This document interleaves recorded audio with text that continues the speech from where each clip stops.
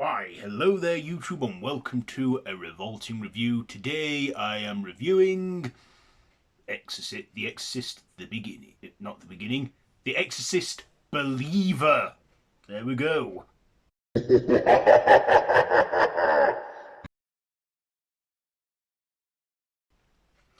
So this is written by Peter Settler and David Gordon Green and Danny McBride, and it is directed by David Gordon Green, and it stars Leslie Odom Jr., Anne Down, Jennifer Nettles, Norbert Leo Butts, Lydia Hewitt, Olivia McCumb, and Ellen Burstyn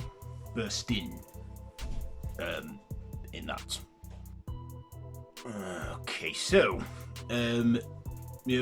after David Gordon Green revived the Halloween franchise by retconning every single one except for the original and made a trilogy, he decided to now do the Exorcist franchise. So this serves as a direct sequel to 1973's The Exorcist and doesn't pay any attention to The Heretic or Exorcist 3 or whatever.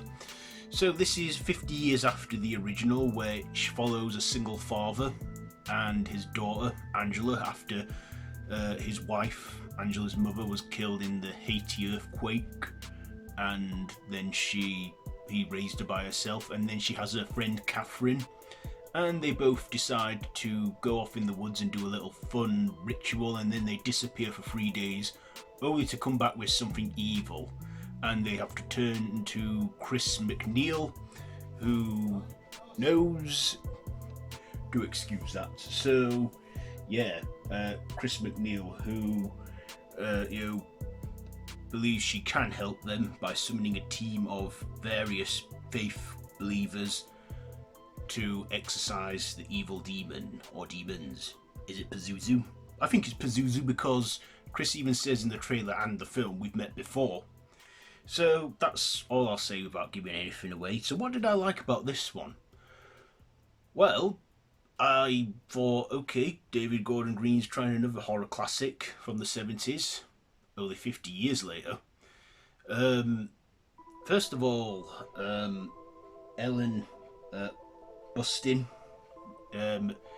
she's like 90 years old now, and I mean, still kicking, still going, and still there, and gave a good performance with the screen time she had. Of course, with her age, I guess she was, she didn't do too much in this movie, but it was nice to see like an original character like Laurie Strode in Halloween, and we got to see, her back as Chris McNeil to keep that, that it is still a sequel and it's within that.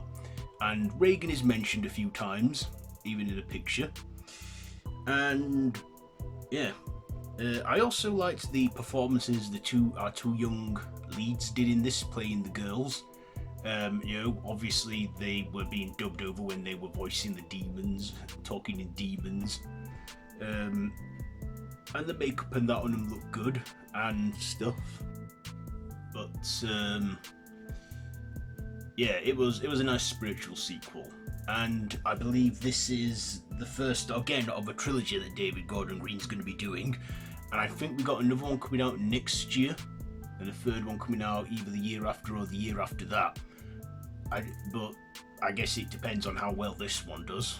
I don't know how well it's done yet because it's just come out today, and I've not looked at any other reviews for it. But I thought it was alright. It was decent. A lot better than The Heretic. Is it better than The Exorcist 3 though? I guess I'll reveal all that when I get to my ranking of these films. Of course, there was the opening. The first half an hour was a bit slow. I guess they could have cut some of that out. But it got going a bit. We didn't see Chris until like an hour into the film. But this movie is on for 2 hours. 2 hours and we get, I mean, the time did fly. It didn't drag or anything. The finale, like the whole exorcism thing, was not as climactic as we see in the original. Not as much effing and blinding and swearing in this. However, the demon does mention, seeing, that scene in when she turns her head all the way around and says, "You know what you did, you're..." Yeah, I don't know if I can get away with saying it on here. But, yeah, it was an okay sequel. And if, David Gordon Green is going ahead, I think he is. I think we're going to get another one. Yeah, so Exorcist Believer. What am I gonna... What else did I like or not like? I thought, yeah, like I said, it was good, it was watchable. I didn't find it boring or anything like that. But it felt like, the run-of-the-mill, typical possession movies. I guess with the original, not much like that had really been done at the time.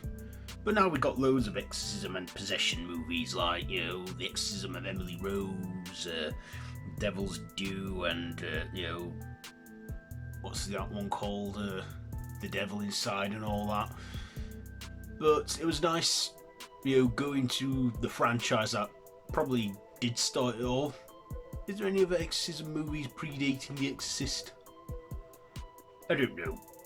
But ratings, what am I going to rate The Exorcist Believer? You know what, I think I will give it 3.5 stabs out of 5. 3.5 stabs out of 5 for The Exorcist Believer, because I don't think it's a bad film at all. It was like I say, decent. Whether the others will follow, I'm not sure, but I guess we'll cross that bridge when we come to it. Anyway, yeah, have you seen this one? Let me know down in the comments below, and if you like this video, be sure to give it a big thumbs up and to share with your friends, and feel free to subscribe to the channel if you haven't already, and to hit that notification bell. All of my social media links are down below in the description, so feel free to check all that out. I've been Random Ross, this has been a Revolting review, and until next time, don't have nightmares.